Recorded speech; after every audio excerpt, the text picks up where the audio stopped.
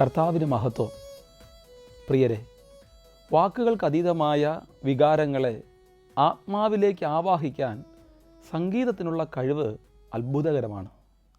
ഒരു കൂട്ടം ആളുകൾ ഒരുമിച്ച് ഒരേ ഈണത്തിൽ ഹൃദയം നിറഞ്ഞ് പാടുമ്പോൾ അതിനൊരു പ്രത്യേകതരം മാന്ത്രികതയുണ്ട്. അതാണ് കൊയർ സംഗീതം അഥവാ സമൂഹഗാനം. വൈവിധ്യമാർന്ന സംഗീത പാരമ്പര്യങ്ങളാൽ സമ്പന്നമായ ഇന്ത്യയുടെ സാംസ്കാരിക ഭൂമികയിൽ കൊയർ സംഗീതം എങ്ങനെയാണ് പിറവിയെടുത്തത് എന്നും അത് കാലഘട്ടങ്ങളിലൂടെ എങ്ങനെയാണ് വളർച്ച പ്രാപിച്ചതെന്നും നമ്മളേറെ ചിന്തിക്കേണ്ടതുണ്ട്. സമയം സാക്ഷിയുടെ പുതിയ ഒരു അധ്യായത്തിലേക്ക് ഏവർക്കും സ്വാഗതം.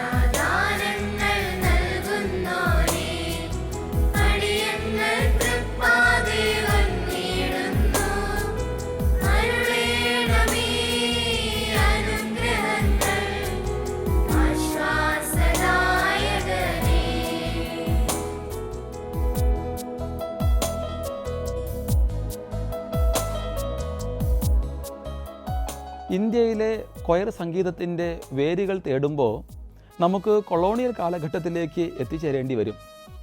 16-ാം നൂറ്റാണ്ടോടെ പോർച്ചുഗീസ്, ഇംഗ്ലീഷ്, ഫ്രഞ്ച് പോലുള്ള യൂറോപ്യൻ ശക്തികൾ ഇന്ത്യയിലെത്തിയപ്പോൾ തങ്ങളുടെ ആരാധനാക്രമങ്ങളുടെ ഭാഗമായി അവർ കൊയർ സംഗീതവും ഇവിടെ പരിചയപ്പെടുത്തി. പ്രത്യേകിച്ച് ക്രിസ്ത്യൻ ദേവാലയങ്ങളിൽ പാശ്ചാത്യ ശൈലിയിലുള്ള കൊയറുകൾ ആ സമയങ്ങളിൽ രൂപം കൊണ്ടു. ഗോവയിൽ പോർച്ചുഗീസ് സ്വാധീനത്തിൽ വലിയ തോതിലുള്ള കൊയറുകൾ സ്ഥാപിക്കപ്പെട്ടു. അവ പ്രധാനമായും പള്ളിയിലെ ശുശ്രൂഷകൾക്ക് മിഴവേകിയിരുന്നു. പിന്നീട് ബ്രിട്ടീഷ് ഇന്ത്യയിലും കൊയറുകൾ ഉണ്ടായിരുന്നെങ്കിലും അത് പാശ്ചാത്യ ശൈലിയിലുള്ളതായിരുന്നു. ഇംഗ്ലീഷ് ചർച്ചുകളുടെ സ്വാധീനം പാശ്ചാത്യ ശൈലിയിലുള്ള ഇന്ത്യൻ കൊയറുകളുടെ വളർച്ചയ്ക്ക് വലിയ പ്രചോദനമാണ് നൽകിയത്. തുടക്കത്തിൽ യൂറോപ്യൻ ക്ലാസിക്കൽ രചനകളാണ് ഈ കൊയറുകൾ ആലപിച്ചിരുന്നത്. അന്നത്തെ പത്രത്താളുകളും മിഷണറി രേഖകളും ഈ കൊയറുകളൊക്കെ കുറിച്ച് അവ യൂറോപ്യൻ സമൂഹത്തിൽ ചെലുത്തിയ സ്വാധീനത്തെക്കുറിച്ച് ഒക്കെ സൂചിപ്പിക്കുന്നുണ്ട്. എന്നാൽ പതുക്കെ ഇന്ത്യൻ സംഗീതത്തിൻ്റെ തനത് ഈണങ്ങളെയും രാഗങ്ങളെയും കൊയർ സംഗീതത്തിലേക്ക് കൊണ്ടുവരുവാനുള്ള ശ്രമങ്ങൾ അവർ ആരംഭിച്ചു. ഇതൊരു സുപ്രധാന മാറ്റമായിരുന്നു. വെറും വിവർത്തനങ്ങൾക്കപ്പുറം ഇന്ത്യൻ സംസ്കാരത്തിൻ്റെയും ആത്മീയതയുടെയും പ്രതിഫലനമായി ഗാനങ്ങൾ മാറി. കർണാടക സംഗീതം, ഹിന്ദുസ്ഥാനി സംഗീതം എന്നിവയുടെ ഘടനകളും താളങ്ങളും കൊയർ ഗാനങ്ങളിൽ ഉൾച്ചേർക്കുവാൻ തുടങ്ങി. ഈ പ്രക്രിയ ഇന്ത്യൻ കൊയർ സംഗീതത്തിന് ഒരു തനത് സ്വഭാവം കൈവരിക്കുവാൻ ഇടയാക്കി.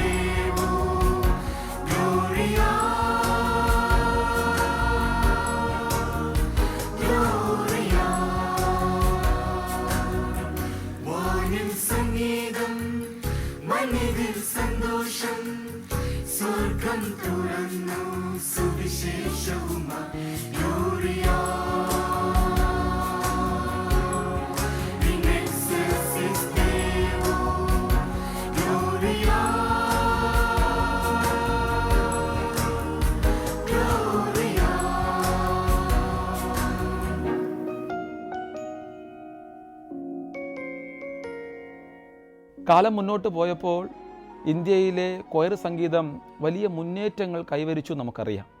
അനേകം പ്രതിഭാധനരായ വ്യക്തികളും സ്ഥാപനങ്ങളും ഇതിന് നേതൃത്വം നൽകുകയും ചെയ്തിരുന്നു. ദൈവാലയങ്ങളിൽ നിന്ന് തുടങ്ങി കൊയർ സംഗീതം പിന്നീട് സെക്യുലർ വേദികളിലേക്കും വ്യാപിച്ചു. സ്കൂളുകൾ, കോളേജുകൾ, സംഗീത അക്കാദമികൾ എന്നിവിടങ്ങളിലും കൊയറുകൾ രൂപീകൃതമായി. ഇത് കൊയർ സംഗീതത്തിന് ഒരു പുതിയ ഇടം നൽകി. ഇന്ത്യയിൽ നിരവധി പ്രമുഖ കൊയറുകൾ രൂപം കൊണ്ടു. അവയിൽ ചിലത് ദേശീയ, അന്തർദേശീയ തലങ്ങളിൽ പോലും ശ്രദ്ധ നേടിയിട്ടുണ്ട്. ഷില്ലോങ് ചേംബർ കൊയർ 2001 നീൽ നോങ്കിൻഡിഹിൻ്റെ നേതൃത്വത്തിൽ ആരംഭിച്ച ഈ കൊയർ ഇന്ന് ഇന്ത്യയിലെ ഏറ്റവും പ്രശസ്തമായ ഒന്നാണ്.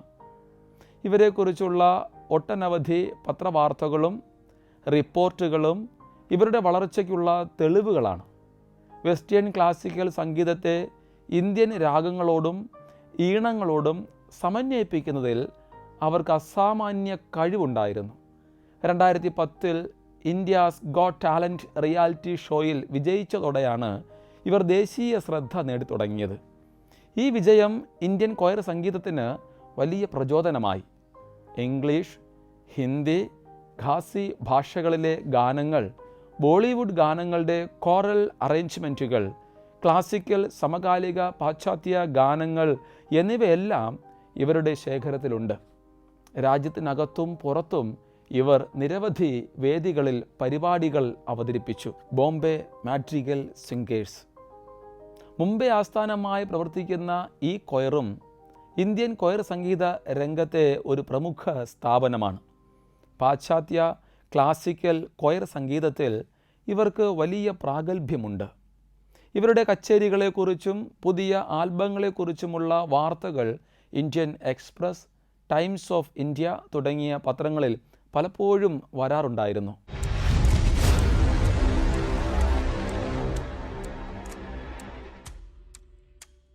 സംഗീതത്തിലെ താളം, സ്വരച്ചേർച്ച, പൊരുത്തം, യോജിപ്പ് എന്നിവയെല്ലാം ഹാർമണി എന്ന വാക്കിന് മലയാളത്തിൽ ഉപയോഗിക്കാവുന്ന പദങ്ങളാണ്. ഹാർമണി എന്നാൽ സംഗീതത്തിൽ ഒന്നോ അതിലധികമോ സ്വരങ്ങൾ ഒരേ സമയം കേൾക്കുമ്പോൾ ഉണ്ടാകുന്ന മനോഹരമായ ഒത്തുചേരലാണ്. ഇത് കേൾവിക്കാർക്ക് സന്തോഷവും സംതൃപ്തിയും നൽകുന്നുണ്ട്. മിക്സഡ് ഗായിക സംഘങ്ങൾ, അതായത് പുരുഷ സ്ത്രീ ശബ്ദങ്ങൾ ഇഴചേർന്നത്, ഇത് ഒരുപക്ഷെ ഏറ്റവും സാധാരണമായ ഒരു തരമാണ്. സാധാരണയായി സൊപ്രാനോ, ആൾട്ടോ, ടെനർ, ബാസ് ശബ്ദങ്ങൾ ഇതിൽ ഉൾപ്പെടുന്നുണ്ട്. പലപ്പോഴും SATB എന്ന് ചുരുക്കി വിളിക്കാറുണ്ട്.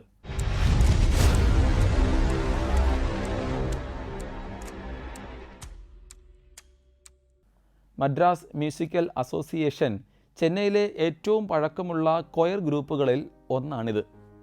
ഇന്ത്യൻ കോറൽ സംഗീതം സ്കൂളുകളിൽ എത്തിക്കുവാനും പുതിയ സംഗീതജ്ഞരെ വളർത്തിയെടുക്കുവാനും ഇവർ വലിയ ശ്രമങ്ങൾ നടത്തുന്നു.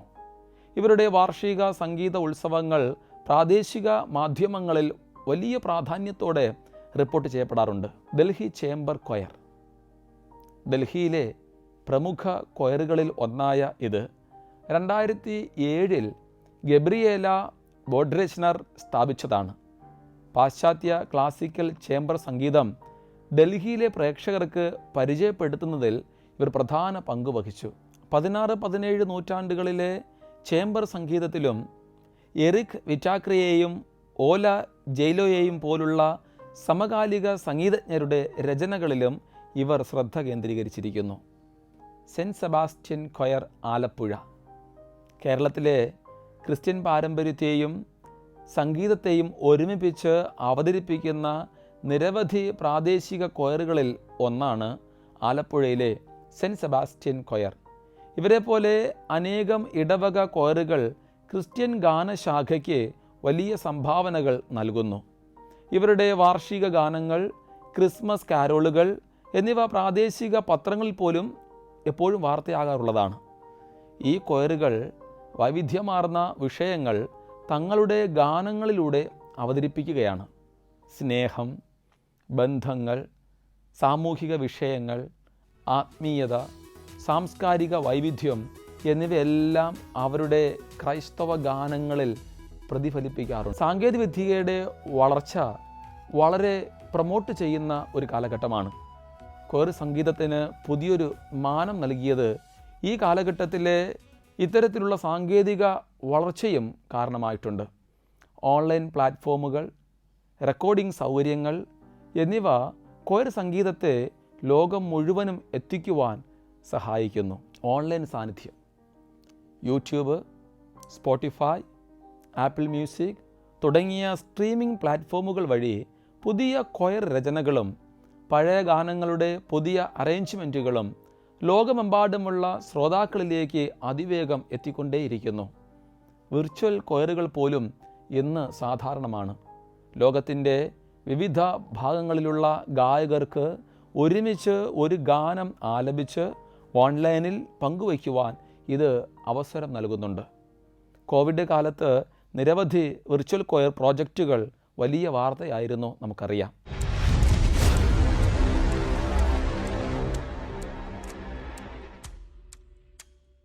ഫ്യൂഷൻ സംഗീതം. ഇന്ത്യൻ ക്ലാസിക്കൽ സംഗീതവും പാശ്ചാത്യ കൊയർ ശൈലികളും തമ്മിലുള്ള സംയോജനം ഇന്ന് കൂടുതൽ സാധാരണമാണ്. ഉദാഹരണത്തിന് കർണാടക ഈണങ്ങളിൽ പുതിയ കോറൽ രചനകൾ അവതരിപ്പിക്കുന്ന എപ്പിക് കൊയർ പോലുള്ള സംരംഭങ്ങൾ ഇന്ത്യൻ സംഗീതത്തിന് ആഗോളതലത്തിൽ പുതിയ സാധ്യതകൾ തുറക്കുന്നുണ്ട്. ഇത്തരം നൂതന പ്രകടനങ്ങളെക്കുറിച്ച് ദേശീയ മാധ്യമങ്ങളിൽ നിരവധി റിവ്യൂകളും വാർത്തകളും വരാറുണ്ട്. വിവിധ ഭാഷകളിലെ ഗാനങ്ങൾ എന്നതും മറ്റൊരു തലക്കെട്ടായി നമുക്കിവിടെ പറയേണ്ടി വരും. ഹിന്ദി, തമിഴ്, തെലുങ്ക്, മലയാളം, ബംഗാളി തുടങ്ങിയ പ്രാദേശിക ഭാഷകളിലെ കൊയർ ഗാനങ്ങൾ കൂടുതൽ പ്രചാരം നേടുന്നുണ്ട്. ഇന്ന് പ്രാദേശിക സംസ്കാരങ്ങളെ കൊയർ സംഗീതവുമായി സമന്വയിപ്പിക്കുവാൻ സഹായിക്കുന്നുണ്ട്. പരിശീലനത്തിൻ്റെ വെല്ലുവിളികളും പുതിയ സംരംഭങ്ങളെയും കുറിച്ച് പറയുകയാണെങ്കിൽ ഇന്ത്യയിൽ പാശ്ചാത്യ ക്ലാസിക്കൽ കോറൽ സംഗീതത്തിന് വലിയ താല്പര്യം വർദ്ധിക്കുന്നു എന്നത് ഒരു വസ്തുതയാണ്. എങ്കിലും അതിനാവശ്യമായ സർവകലാശാല തലത്തിലുള്ള കോഴ്സുകളോ അധ്യാപക പരിശീലന പരിപാടികളോ നിലവിലില്ല എന്നത് ഒരു വലിയ വെല്ലുവിളിയാണ് ഈ മേഖലയിൽ. ഈ കുറവ് നികത്താനും യുവ പ്രതിഭകളെ വാർത്തെടുക്കാനുമായി ക്ലാസിക്കൽ മൂവ്മെൻറ്റ്സ് പോലുള്ള സംഘടനകൾ പുതിയ സംരംഭങ്ങൾ ആരംഭിച്ചിട്ടുണ്ട്. ഇതിന് ഉദാഹരണമാണ് ഇന്ത്യ കോറൽ ഫെലോഷിപ്പ്. ഈ ഫെലോഷിപ്പ് ഇന്ത്യ സംഗീതത്തിൻ്റെ സമ്പന്നമായ പാരമ്പര്യങ്ങളെ പാശ്ചാത്യ കോറൽ സംഗീതവുമായി സമന്വയിപ്പിച്ച് ഒരു പുതിയ തലമുറയെ വാർത്തെടുക്കുവാൻ ലക്ഷ്യമിടുന്നു. ഇത് ഇന്ത്യൻ കോറൽ സംഗീതത്തിന് ഒരു പുതിയ ചക്രവാളം തുറക്കുകയും ചെയ്യുന്നുണ്ട്.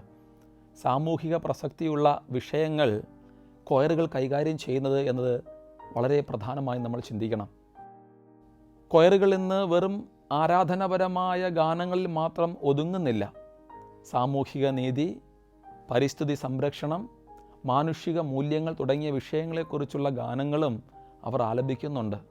ഇത് കൊയർ സംഗീതത്തിന് സാമൂഹിക പ്രസക്തി വർദ്ധിപ്പിക്കുകയാണ് ചെയ്യുന്നത്. ആർട്ട് ഓഫ് ലിവിങ് പോലുള്ള സംഘടനകൾ സംഘടിപ്പിച്ച ഏറ്റവും വലിയ കൊയർ പ്രകടനങ്ങൾ ഉൾപ്പെടെ ഏറ്റവും വലിയ കൊയറുകൾക്കായുള്ള ഗിന്നസ് ലോക റെക്കോർഡുകൾ പോലും ഇന്ത്യയിൽ സ്ഥാപിക്കപ്പെട്ടിട്ടുണ്ട്. ഇത്തരം പരിപാടികൾ വലിയ വാർത്താ പ്രാധാന്യം നേടാറുമുണ്ട്. ഇന്ത്യയിലെ കൊയർ സംഗീതത്തിൻ്റെ യാത്ര നമ്മൾ ശ്രദ്ധിക്കേണ്ടതുണ്ട്. വൈവിധ്യങ്ങളെ ഒരുമിപ്പിക്കുന്ന സംഗീതത്തിൻ്റെ ശക്തിക്ക് ഒരു ഉത്തമ ഉദാഹരണമാണിത്. പുരാതന കാലത്തെ സിറിയ കീർത്തനങ്ങളിൽ നിന്ന് ആരംഭിച്ച് പാശ്ചാത്യ കൊയർ ശൈലികളെ ഉൾക്കൊണ്ട് ഒടുവിൽ തനത് ഇന്ത്യൻ ഈണങ്ങളുമായി ലയിച്ച് കൊയർ സംഗീതം ഇന്നും മുന്നോട്ട് പോയിക്കൊണ്ടേയിരിക്കുന്നു. ഈ സംഗീതം നൽകുന്ന സന്ദേശം വളരെ വ്യക്തമാണ്. മനുഷ്യർ വ്യത്യസ്തരാണെങ്കിലും അവർക്ക് ഒരുമിച്ച് പ്രവർത്തിക്കാനും ഒരേ ഈണത്തിൽ പാടാനും അതുവഴി വലിയൊരു സൗന്ദര്യം സൃഷ്ടിക്കാനും കഴിയും എന്നത്രേ.